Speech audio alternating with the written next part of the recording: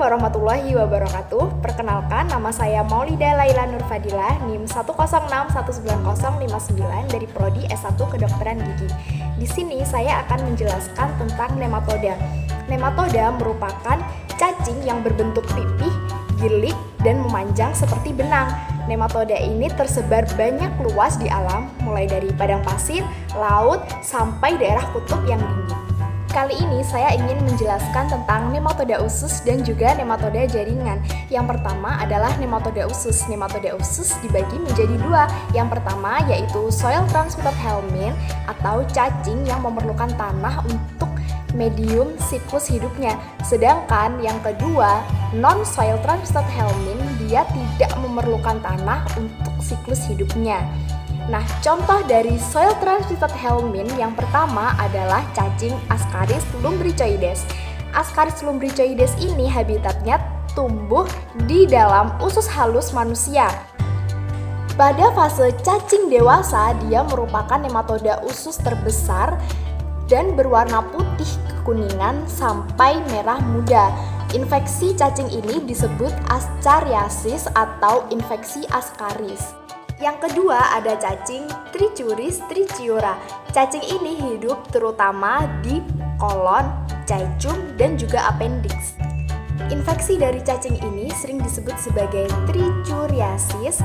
Infeksi ringan biasanya tanpa gejala, sedangkan pada infeksi berat atau kronik menunjukkan gejala anemia berat. Biasanya hemoglobin menurun karena cacing ini mengisap 0,005 cc darah setiap harinya. Kemudian gejala lain seperti mual, sakit perut, muntah, demam, sampai tinja mengandung sedikit darah. Yang ketiga ada cacing hookworm. Cacing hookworm ini habitatnya di dalam usus halus. Infeksi dari cacing ini disebut Uncinariasis nechatoriasis. Larva yang menembus kulit membentuk maculopapula dan eritem yang sering disertai rasa gatal yang sangat hebat dan sering disebut sebagai ground itch. Sedangkan larva dalam aliran darah dalam jumlah yang banyak pada orang yang sensitif dapat menyebabkan bronkitis dan bahkan pneumitis. Nematoda usus yang kedua yaitu non-transmitted helminth. Contohnya yang pertama yaitu Enterobius vermicularis atau yang biasa disebut sebagai cacing kremi yang dapat menyebabkan penyakit enterobiosis. Yang kedua ada Trichinella spiralis yang dapat menyebabkan penyakit trichinosis. Kemudian yang ketiga ada parasit yang baru ditemukan yaitu Capillaria philippinensis. Nematoda yang kedua ada nematoda jaringan. Nematoda jaringan ini terdiri dari Wucheria bancrofti. Wucheria bancrofti ini menyebabkan penyakit Wuchereriasis atau filariasis bancrofti. Habitatnya berada dalam saluran dan kelenjar limfe pada manusia, berbentuk bulat halus seperti benang putih susu, dan cara penularannya melalui gigitan nyamuk yang sudah terinfeksi oleh larva filariasis stadium 3. Biasanya di perkotaan ada namanya nyamuk culex, dan kalau di daerah pedesaan ada nyamuk Anopheles dan juga Aedes. Pada stadium akut, parasit ini dapat menyebabkan limfadenitis, limfangitis retrograde, funiculitis, epididymistis, dan juga orkitis.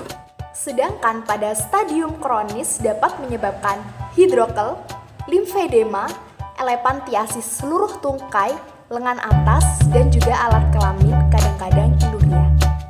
Yang kedua ada Brugia malayi dan Brugia timori. Brugia malayi hospesnya terdapat pada manusia, kucing, dan juga kera. Sedangkan pada Brugia timori hospesnya hanya terdapat pada manusia saja. Brugia malayi menyebabkan penyakit filariasis malayi, sedangkan Brugia timori menyebabkan penyakit filariasis timori. Habitat dari Brugia malayi dan juga Brugia timori ini sama-sama berada pada saluran dan kelenjar limfe, berbentuk halus seperti benang putih susu, dan cara infeksinya juga sama-sama melalui gigitan nyamuk vektor yang mengandung filaria stadium 3. Patologi dan Gejala klinisnya juga sama, yaitu pada stadium akut biasanya berupa serangan demam dan radang kelenjar limfe yang hilang timbul berulang kali. Sedangkan pada stadium menahun biasanya terdapat elephantiasis hanya mengenai tungkai bawah, bawah lutut atau lengan bawah, dan juga bawah siku. Yang ketiga ada loa-loa. Loa-loa ini hospesnya berada dalam tubuh manusia yang menyebabkan penyakit loayasis, dan cara penularannya adalah melalui vektor lalat Chrysops yang hinggap pada makanan.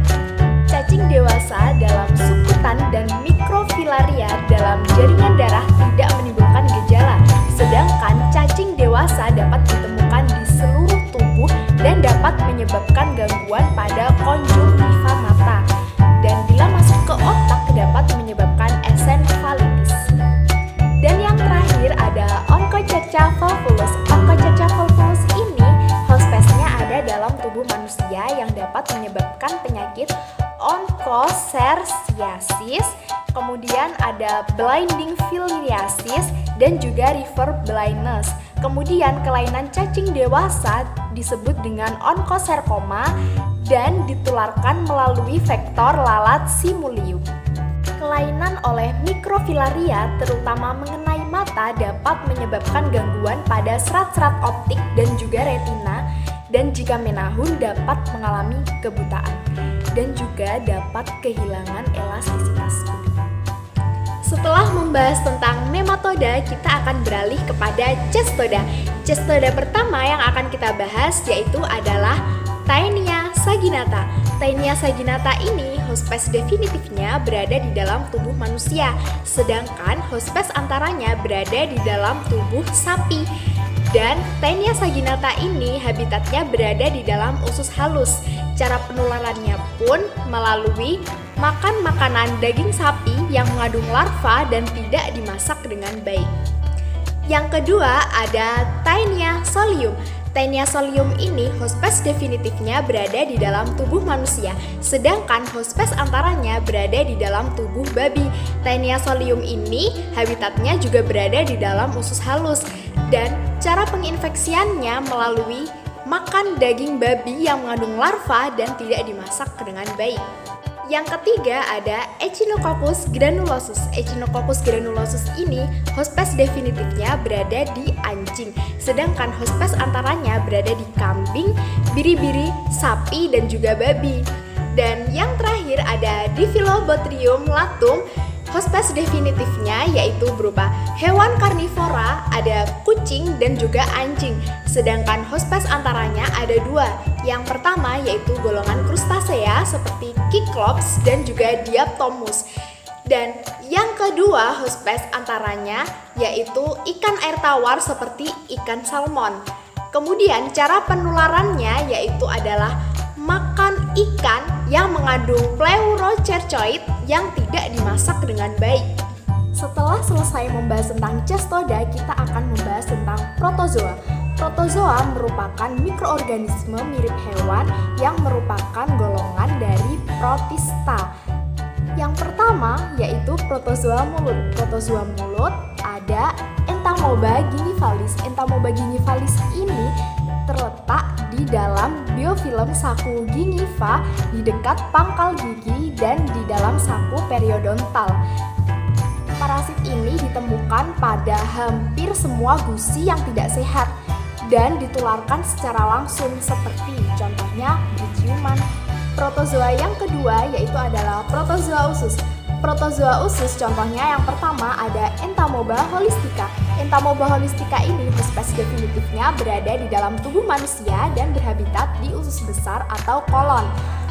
Entamoeba holistica ini bisa ditularkan melalui vektor lalat rumah dan juga kecoa, dan dia menginfeksi melalui makan atau minuman yang sudah terkontaminasi dengan kista Entamoeba holistica tersebut.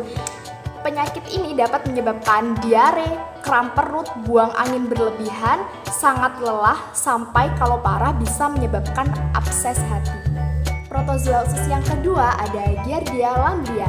Giardia lamblia ini Hospes definitifnya berada di dalam tubuh manusia, sedangkan hospes antaranya ada di Musca domestica dan Periplaneta americana. Sedangkan dia habitatnya berada pada duodenum dan menular melalui makan atau minuman yang sudah tercemar, dan jika terinfeksi dengan parasit ini dapat menyebabkan gangguan absorpsi lemak. Protozoa yang ketiga ada Balantidium coli. Balantidium coli ini hospes definitifnya berada pada tubuh manusia dan juga babi. Sedangkan hospes antaranya ada Musca domestica dan juga Periplaneta americana. Dia berhabitat di usus besar atau kolon, dan cara penginfeksiannya yaitu melalui makanan atau minuman yang sudah terkontaminasi dengan kista.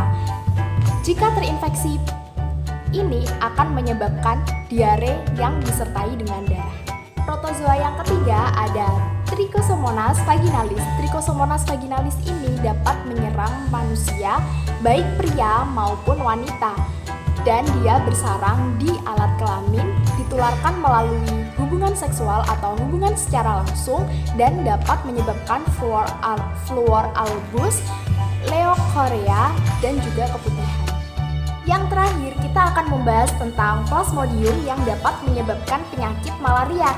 Yang pertama ada Plasmodium vivax.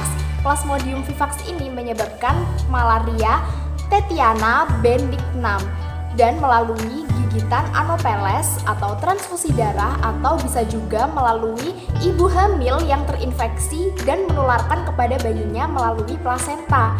Gejala dari Plasmodium vivax ini adalah panas menggigil setiap 48 jam sekali, setiap 15 sampai 30 menit, hematosplenomegali, dan juga anemia. Plasmodium yang kedua yaitu adalah Plasmodium falciparum. Plasmodium falciparum ini dapat menyebabkan penyakit malaria tertiana malignam. Ciri-ciri dari panas ini yaitu adalah timbul demam setiap 36 jam sekali selama 15 sampai 30 menit, urin pekat seperti air teh, anemia berat, hepatosplenomegali, dan juga ikterus, dan dapat menyebabkan kematian karena dapat sampai ke otak dan menimbulkan malaria cerebral.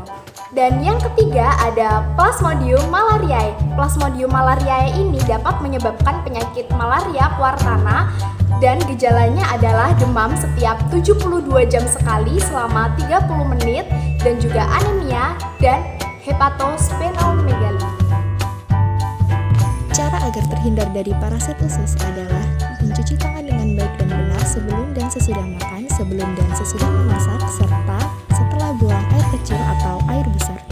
Cara yang kedua yaitu dengan mencuci buah dan sayur menggunakan air mengalir atau sabun jika perlu. Memasak daging dan ikan dengan baik dan benar atau sampai matang dengan sempurna. Selalu gunakan alas kaki ketika hendak keluar rumah dan jaga kebersihan diri. Selalu jaga kebersihan dan terapkan 3M+ untuk mencegah nyamuk, lalat, dan sarang kecoa. Menyikat gigi pagi setelah sarapan dan malam sebelum tidur. Jangan sembarang berciuman dan melakukan seks bebas. Makan makanan bergizi, olahraga secara teratur, meminum obat cacing 6 bulan sekali, dan meminum vitamin bila perlu. Sekian dari saya. Wassalamualaikum warahmatullahi wabarakatuh.